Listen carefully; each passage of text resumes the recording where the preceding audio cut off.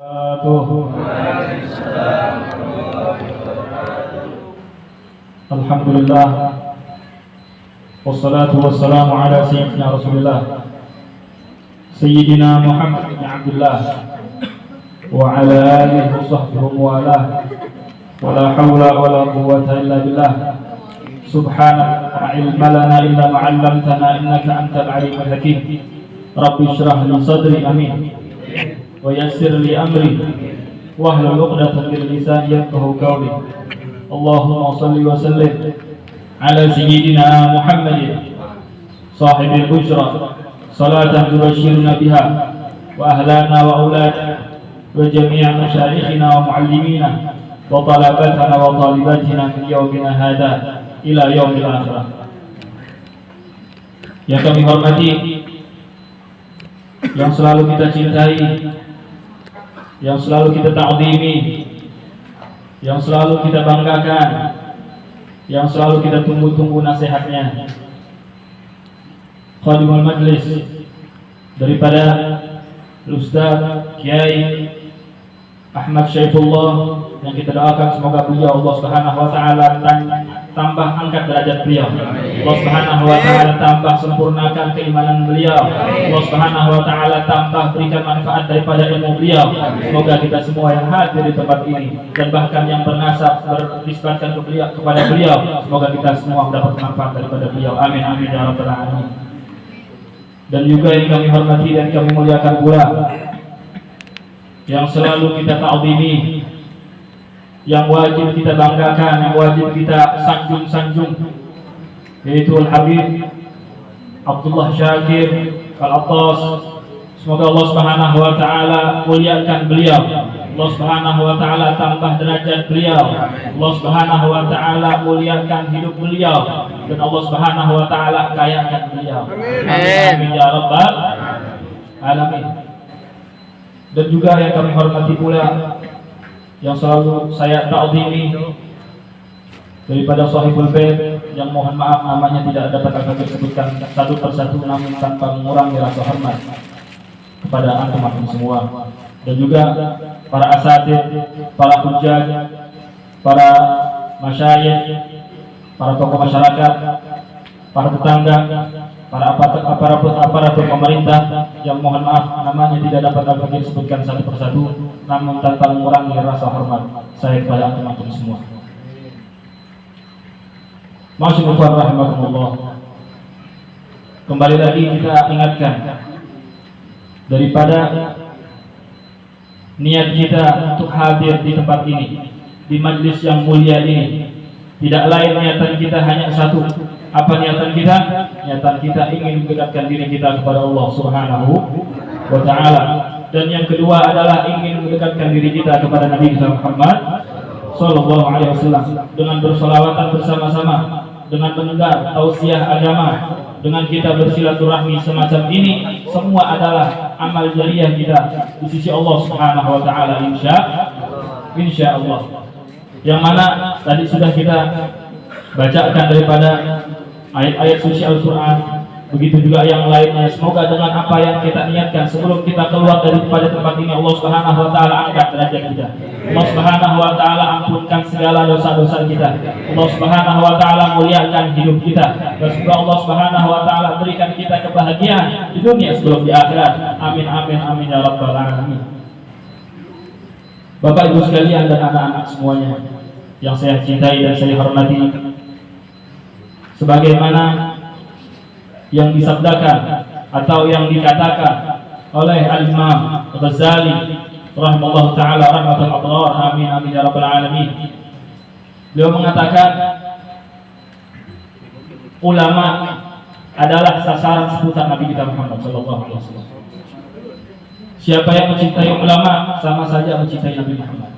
Siapa yang memuliakan ulama maka sama saja memuliakan Nabi Muhammad. Siapa yang cinta kepada ulama maka sama saja cinta kepada Nabi kita Muhammad sallallahu alaihi wasallam. Alhamdulillah, pada malam hari ini kita harus patut bersyukur kepada Allah Subhanahu wa taala. Malam ini kita bisa berkumpul dengan Habib Abdullah Syakir, bisa berkumpul dengan Ustaz Ahmad dan para asatidz lainnya. Semoga kita semua bisa menjadi jalan ini untuk mendapatkan cinta Nabi kita Muhammad Sallallahu Alaihi Wasallam. Sebagaimana sungguh-sungguh yang harus kita patut syukuri adalah kita duduk di majelis ilmu, yang mana kita hidup di dunia ini harus memiliki dua hal. Yang harus kita miliki, yang harus kita ketahui adalah dua hal. Apa itu? Kita hidup di dunia ini adalah satu, yang pertama, kita harus tahu bahwasanya kita ini diatur sama Allah Subhanahu wa taala. Paham? Kita hidup di dunia ini yang pertama, kita diatur sama Allah. Segala sesuatunya Allah yang atur. Sebagaimana kita nggak bisa ngatur yang lain-lainnya. Kita kepengen lahir, misalkan, oh anak pengen lahir bulan 10 aja, atau anak pengen lahir tanggal sekian, anak pengen lahir di tempat itu, nggak bisa. Bahkan kita meninggal pun, kita pengen meninggal di mana kita nggak bakal tahu. Oleh karenanya kita harus tahu bahwasanya kita hidup di dunia itu semuanya karena Allah Subhanahu wa taala. Semuanya adalah Allah Subhanahu wa taala yang mengatur itu semua. Yang pertama itu. Yang kedua adalah sebagaimana yang kita ketahui bahwasanya segala sesuatu yang ada di dunia ini, yang kita hidup di dunia ini, itu semua kehendaknya Allah, berkat apa yang Allah Subhanahu wa taala berikan kepada kita. Maka yang kedua yang harus kita ketahui bahwasanya Allah Subhanahu wa taala memberikan kita kewajiban. Allah Subhanahu wa taala punya peraturan, Bapak Ibu sekalian, anak-anakku sekalian. Allah Subhanahu wa taala punya peraturan sebagaimana Allah Subhanahu wa taala mewajibkan kita untuk sholat pada waktu. Allah Subhanahu wa taala mewajibkan kita untuk puasa yang kemarin. Allah Subhanahu wa taala mewajibkan daripada hal-hal itu semua. Bagaimana kita mengetahui daripada kita mengenal Allah, ataupun kita ingin duduk atau pengen melakukan daripada amal-amal kebaikan, amal-amal ibadah yang lainnya. Kalau kita nggak pernah duduk di majelis ilmu, nggak bakalan kita dapatkan, Bapak Ibu sekalian. Daripada tempat-tempat yang lain nggak bakalan dapat. Sebagaimana yang dijelaskan 1 jam saja kita duduk di majelis ilmu itu lebih baik daripada kita beribadah 60 tahun. Subhanallah. 1 jam saja kita tahan diri kita untuk duduk di majelis ilmu. Kita tahan hawa nafsu kita untuk keluar di mana jalan-jalan yang nggak dapat manfaatnya dan yang lain dan sebagainya. Kita tahan hal itu semua. Semoga kita mendapatkan manfaat daripada majelis ini. Sebagaimana Allah Subhanahu wa taala menjelaskan bahwasanya Allah Subhanahu wa taala menciptakan musuh-musuhnya kita. Allah menciptakan musuh untuk kita semua. Siapa musuhnya? Adalah iblis. Ya. Adalah iblis musuhnya kita semua. Sebagaimana yang dijelaskan yang itu tertera kata-kata tersebut di dalam Al-Qur'an. Fabi'izzatika la'ghwiyannahum ajma'in, kata iblis. Ya Rabb, demi kemuliaanmu ya Rabb, aku bakalan celakakan manusia semuanya sehingga mereka tidak bisa satu pahala pun yang mereka lakukan untukmu ya Rabb.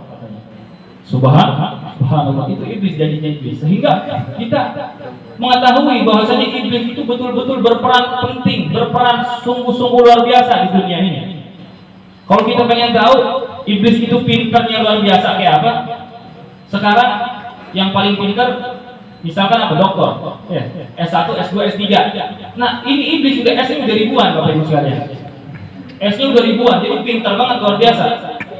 Itu udah ahli daripada segala macam menjerumuskan manusia.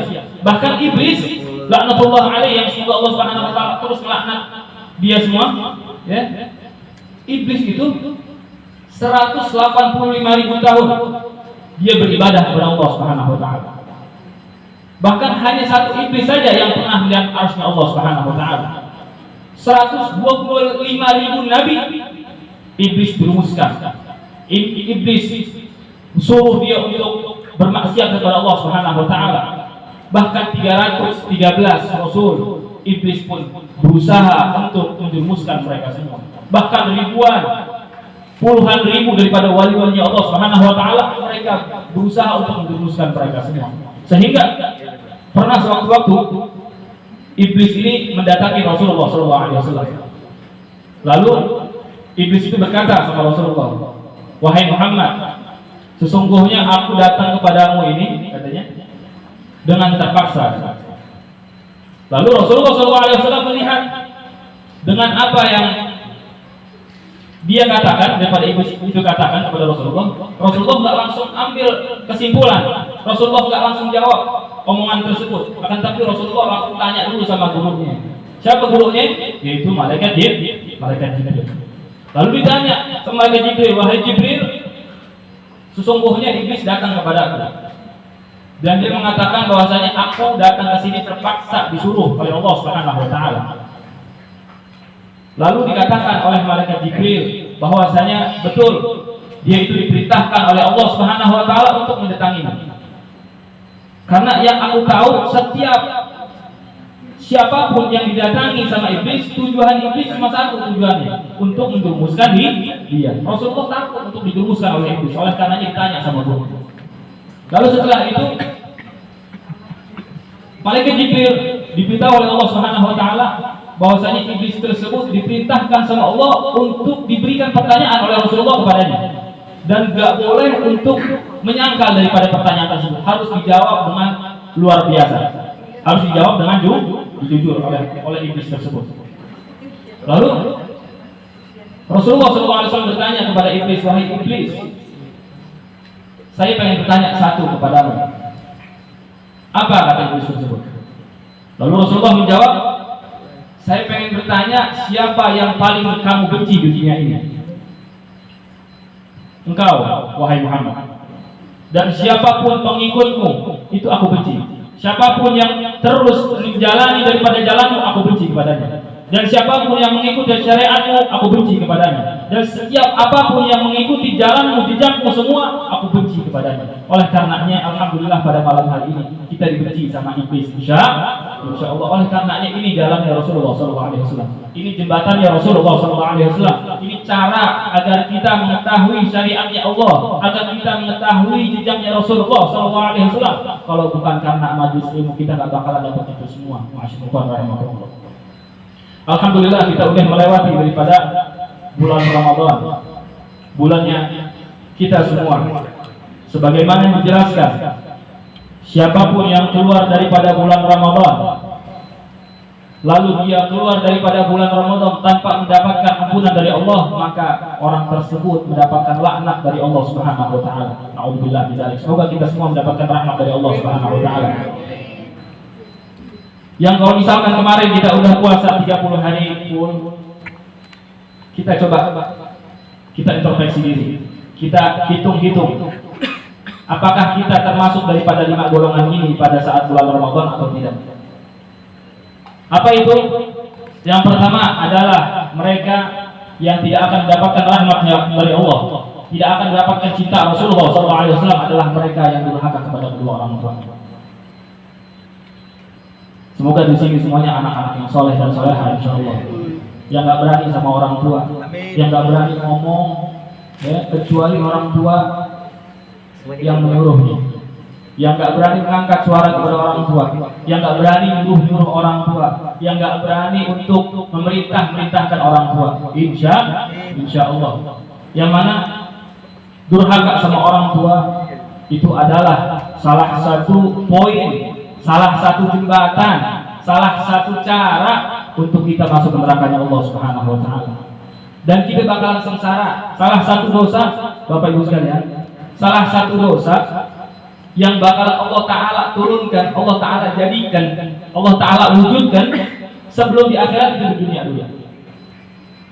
Pertama, kita dibikin sumpek hidupnya. Kita dibikin duitnya habis terus, kagak barokah. Kita punya utang banyak. Kita dibenci sama orang, difitnah sama orang, dikucilkan sama orang. Bahkan kita mendapatkan perilaku atau omongan orang yang tidak enak kepada kita. Sebagaimana apa yang sudah kita lakukan kepada kedua orang tua, itu adalah ganjaran dari Allah Subhanahu wa taala kepada anak tersebut. Oleh karenanya, sebagaimana yang dijelaskan oleh Nabi kita Muhammad SAW, "Falyamalil baru ma sya'an ya'mal falan yadkhulun nar, wal ya'malil aqu ma sya'an ya'mal falan yadkhulul jannah." Lakukan bagi kalian, kata Rasulullah SAW, perbuatan, amal-amal kebajikan sebanyak apapun kalian lakukan. puasa, ente sholat, ente sedekah puluhan juta, miliaran, bahkan triliunan, ente haji, ente umroh puluhan kali, ratusan kali, ente lakukan.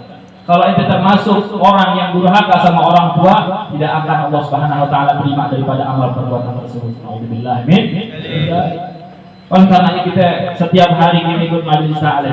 Kita setiap hari ikut daripada majelis-majelis zikir, majelis maulid. Tapi termasuk kita keluar dari tempat tersebut, kita pulang ke rumah masih bikin nyiksa hati orang tua, masih bisa bikin air mata orang tua nangis, ya, keluar daripada air mata orang tua. Maka segala apa yang kita lakukan nggak bakalan ada manfaatnya. Alhamdulillah. Oleh karenanya itu adalah salah satu poin yang kita mendapatkan murkanya Allah sebelum di akhirat adalah dunia dulu, termasuk adalah durhaka kepada orang tua.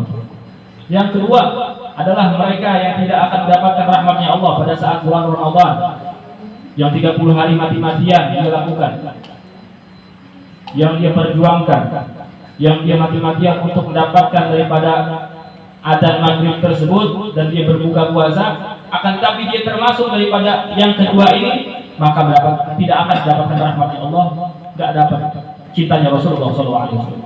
Yang kedua apa? Yang kedua adalah perempuan yang durhaka kepada suaminya.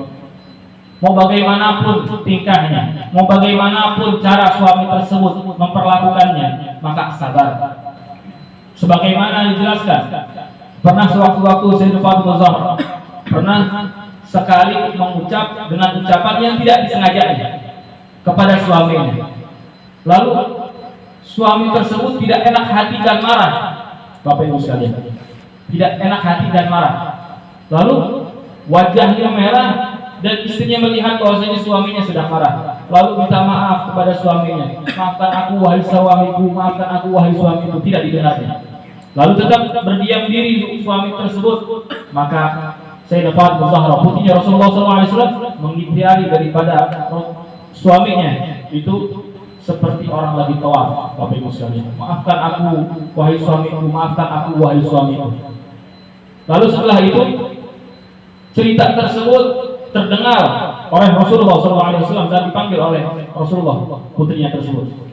Wahai Fatimah, aku pernah mendengar bahwasanya engkau pernah membuat hati suamimu marah. Apakah betul wahai Fatimah? Apa kata Sayyidah Fatimah? Betul wahai Rasulullah. Wahai Fatimah, jikalau kamu membuat hati suamimu sakit dan dia tidak ridho kepadamu, demi Allah aku tidak akan mensolatkan daripada jenazah, kata Rasulullah SAW. Dan ulama berpendapat bahwasanya kalau Rasulullah SAW sudah mengucapkan daripada hal itu, sama saja dia perempuan tersebut tidak mendapatkan daripada syafaatnya Rasulullah SAW. Tak bakal dapat syafaatnya Rasulullah perempuan yang model begitu. Sebagaimana yang kita ketahui bahwasanya kita ngomong sama suami, ya, ngomong ini ngomong itu semuanya. Oleh karena sekarang kurang-kurangin. Insya Allah. Semoga di sini kelihatan wanita-wanita solehah semuanya, insya Allah. Ya. Yang ketiga adalah mereka yang tidak mendapatkan daripada ampunannya Allah Subhanahu Wa Taala dan cintanya Rasulullah SAW adalah mereka yang tidak tegur sapa selama 3 hari 3 malam. Nah, diantara kita nih banyak yang kena nih kayak modelnya. Ya. 3 hari 3 tegur sapa, mungkin slack, mungkin flash, ada omongan yang kagak enak, mungkin dia pernah ngomong ini ngomong itu, ya, masalah duit, masalah ini semuanya sebagainya. 3 hari lebih, maka apa kata Rasulullah SAW? Faman mata wa dakhalan nar. Siapa yang meninggal pada saat itu dia bungut, ya, dia nggak enak sama saudaranya tersebut, maka dia meninggal pada saat itu masuk nerakanya Allah Subhanahu Wa Taala. Na'udzubillah min dzalik. Oleh karenanya ayo kita semua yang ada di tempat ini, semua yang kalau misalkan punya slack, punya teman, ya, kagak enak, minta maaf, ya, minta maaf. Nggak apa-apa walaupun kita nggak salah, minta maaf. Sebagaimana dijelaskan bahwasanya orang yang kuat, orang yang perkasa, ya, itu mereka bukan yang badannya besar, bukan yang kekar badannya, akan tetapi dia yang bisa menahan amarah dan dia yang bisa minta maaf duluan. Insya Allah. Yang keempat adalah mereka yang mengkonsumsi narkoba, mengkonsumsi minuman keras. Itu mereka yang bakalan tidak dapat syafaatnya Allah, ya, ampunannya Allah, rahmatnya Allah, jauh daripada cintanya Rasulullah SAW. Semoga kita semua terjauhkan daripada hal itu semua. Amin amin ya rabbal alamin. Sebagaimana di sini anak-anak muda semua mayoritas, ya, betul. Sebagaimana yang kita ketahui bahwasanya ada salah satu pemuda, salah satu anak muda yang dia bisa, ya, memerdekakan atau merebut, yaitu Konstantinopel. Pernah dengar apa enggak? Umur berapa dia bisa merebut daripada Konstantinopel? Umur berapa? Umurnya 21 tahun, kata Yusuf. Akan tetapi dia punya kecerdasan, dia punya keinginan, dia punya ambisi, dia punya semangat yang sungguh-sungguh luar biasa. Sebagaimana ya Rasulullah SAW katakan, nanti kelak yang akan membebaskan daripada Konstantinopel adalah yang paling pemuda yang paling hebat, dan pasukan yang paling hebat adalah dia. Oleh karenanya sekarang kita pemuda, apa yang sudah kita lakukan untuk agama ini? Ini anak muda semua nih, kita tanya sama diri kita masing-masing, apa yang sudah kita perbuat untuk agama ini? Jangan jauh-jauh deh, apa yang sudah kita perbuat untuk keluarga kita? Ayo kita sambil pikir-pikir lagi masing-masing. Apakah kita sudah membahagiakan kedua orang tua kita? Yang punya istri, apakah kita sudah membahagiakan istrinya? Yang punya suami, apakah kita sudah membahagiakan suaminya? Yang punya anak, apakah kita sudah membahagiakan anaknya? Sebagaimana yang dijelaskan oleh Al-Habib Hasan Ahmad Baharun, salah satu mudirul ma'had pondok Darul Lughah Dakwah yang ada di Pasuruan itu, yang sekarang ada muridnya itu 20.000, ya. Beliau mengatakan bahwasanya yang selamat pada akhir zaman adalah mereka yang di dalam hatinya ada ilmunya Nabi Muhammad SAW. Sehingga beliau itu punya anak semuanya nggak diberikan diberikan warisan, agak sama sekali kasih warisan. Semua yang beliau miliki daripada harta kekayaan semuanya diwakafkan untuk Allah Subhanahu Wa Taala, untuk dakwahnya Rasulullah SAW. Bisa kita semacam itu, Bapak Ibu sekalian. Beliau mengatakan, jangan pernah kalian beranggapan bahwasanya Abi ini tidak sayang sama kalian. Abi sangat sayang kepada kalian. Abi sangat sayang kepada harta Abi. Semua kekayaan Abi sangat sayang, sehingga semua harta yang Abi punya Abi serahkan kepada Allah Subhanahu Wa Taala. Anak-anak Abi semuanya yang Abi lahirkan daripada ibunya, maka semuanya Abi wakafkan untuk Allah Subhanahu Wa Taala. Sehingga tujuan Abi hanya satu. Tujuan Abi hanya satu. Apa tujuan Abi? Abi ingin mendapatkan daripada yang tertera di dalam Al-Quran, janjinya Allah Subhanahu Wa Taala, yaitu apa? Wa huwa yatawallas sholihin. Tugas Abi hanya satu. Tugas Abi hanya satu, adalah ingin menjadikan kalian anak-anak yang soleh. Kalau misalkan kalian sudah soleh, maka Allah langsung yang urus kalian. Kalau Abi meninggalkan daripada harta triliunan, ratusan triliun Abi tinggalkan, untuk kehidupan kalian gak bakalan cukup. Akan tapi kalau Allah yang mengurus kalian, Allah yang membina, Abi membimbing kalian, Allah yang membiayai kalian, Allah Maha Kaya. Allah tidak akan ada habis-habisnya daripada harta kekayaannya. Oleh karenanya, ayo kita semua menjadikan diri kita untuk menjadi anak-anak yang soleh, dan semoga orang tua kita menjadikan, punya keinginan, punya niat yang besar untuk menjadikan anak-anaknya yang soleh. Sebagaimana tujuan kita hidup adalah ingin mendapatkan daripada ridhonya Allah Subhanahu Wa Taala, cintanya Rasulullah SAW. Dengan cara apa? Dengan cara kita berada di majelis ini, dengan cara kita mendapatkan siraman rohani, dengan cara kita mendapatkan daripada untayan-untayan kata-kata untuk mendapatkan spirit kita. Sebagaimana kalau misalkan kita di luar, gak bakalan kita mendapatkan motivasi semacam ini, dan kita gak bakalan mendapatkan daripada ilmu-ilmu yang baru, bahkan hanya mendapatkan kelalaian-kelalaian yang baru untuk kita semua. Oleh karenanya kita patut bersyukur kepada Allah Subhanahu Wa Taala, dan harus terus bersyukur kepada Allah dan terus berpegang teguh di dalam majelis ini, insya insya Allah. Semoga Allah Subhanahu wa taala muliakan kehidupan kita. Allah Subhanahu wa taala berikan kita keistimewaan. Allah Subhanahu wa taala berikan kemanfaatan untuk diri kita dan orang tua kita. Dan semoga Allah Subhanahu wa taala jadikan kita anak-anak yang saleh dan salehah. Amin amin ya rabbal alamin. Sebagaimana kemarin kita sudah mendapatkan daripada kabar berita, yaitu Palestina sedang dibombardir lagi. Apa yang kita bisa lakukan? Kalau kita punya rezeki, punya tabungan, ayo kita sumbang kepada beliau-beliau semua yang bisa menyumbangkan atau bisa menghantarkan daripada rezeki kita kepada Palestina. Mereka itu adalah saudara kita. Mereka yang berjuang mati-matian untuk membela Al-Aqsa. Apa Al-Aqsa? Masjid itu peninggalannya Rasulullah SAW. Masjid tersebut yang mana Rasulullah SAW Isra dan Mi'raj. Minal Masjidil Haram ilal Masjidil Aqsa. Itu peninggalan Rasulullah SAW yang patut kita harus jaga, yang patut kita harus hormati, dan yang harus kita bela adalah Masjidil Aqsa. Oleh karenanya marilah kita semua menjadi anak-anak muda yang berbeda.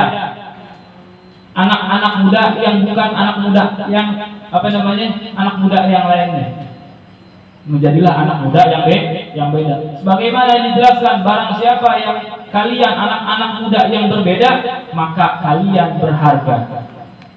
Kalian anak-anak muda yang berbeda, maka kalian berharga. Sebagaimana tahu durian? Kira-kira durian di sini mahal apa murah? Berapa kira-kira? 30.000. Dapat apa enggak? Kecil tapi. Ya. Tapi kalau di sini harganya kecil mahal. Coba ente ke Pontianak. Ente ke Pontianak, ente beli 30.000, bisa 1 karung aja dapat. Berarti apa? Di sana barangnya banyak, harganya murah. Tapi kalau misalkan di sini adanya itu durian, maka harganya mahal. Begitu juga kita jiwa muda kita. Kita harus berbeda. Jangan mau dibilang sama orang lain, ente sok alim, ente sok baik, ente sok sedekah yang banyak, ente sok ini sok itu. Nggak usah dengerin. Sebagaimana dijelaskan oleh Al-Habib Hasan Ahmad Bahrul, kita hidup di dunia ini jangan pernah dengerin apa kata orang, omongan orang.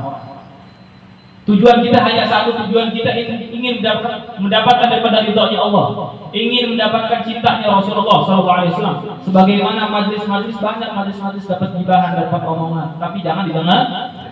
Insya Allah Allah Taala berikan hidayah kepada mereka semua dan mereka masuk kepada majlis tersebut. Insya Allah. Oleh karenanya, jadilah kita anak-anak muda yang berbeda. Sehingga kalau misalkan kita berbeda di mata manusia saat ini, kita juga berbeda di mata Rasulullah Sallallahu Alaihi Wasallam. Semoga kita semua yang ada di sini, yang anak-anak muda di sini, kita berjuang dengan agama kita berjuang dengan majelisnya kita berjuang dengan cintanya kita kepada Allah Subhanahu Wa Taala, dengan kita berjuang dengan cintanya kepada Rasulullah Sallallahu Alaihi Wasallam, dengan berjuang kepada para ulama, kepada para habaib kita berjuang, maka sama saja kita berjuang bersama Rasulullah Sallallahu Alaihi Wasallam. Dan semoga kita semua dikumpulkan bersama syuhada sholihin wal awliya wa syuhada sholihin wa aimatul mujtahidin insyaallah. Rabbi fanfa'na bi barakatihim wa ahlina bi barakatihim wa aminna fi tariqatihim wal mu'afatin min al fitani ya rabbi bil mustafa balligh maqasidana waghfir lana ma madha ya wasi'al karami. Rabbana atina min ladunka rahmatan wa hayyi lana min amrina rashada. Rabbana atina fid dunya hasanah wa fil akhirati hasanah wa qina adzabannar wa qina adzabannar wa qina adzabannar. Wa sallallahu ala sayyidina Muhammad nabiyil ummi wa alihi wasallam. Subhana rabbika rabbil izzati amma yasifun. Wassalamu alal mursalin walhamdulillahi rabbil alamin. Kurang lebihnya saya minta maaf dari Allah kalau ada salah-salah kata atau perbuatan. Semoga kita semua Allah berikan kebaikan untuk kita semua dan kita selalu istiqomah di majlis ini. Al-tawaf insyaallah semoga makin jaya, makin sukses, makin barokah, makin menjadikan daripada anak-anak di dalamnya menjadi orang-orang yang manfaat untuk Islam, untuk agamanya Allah Subhanahu Wa Taala, untuk masyarakat semuanya. Insyaallah. Kurang lebihnya mohon maaf. Wassalamualaikum warahmatullahi taala wabarakatuh.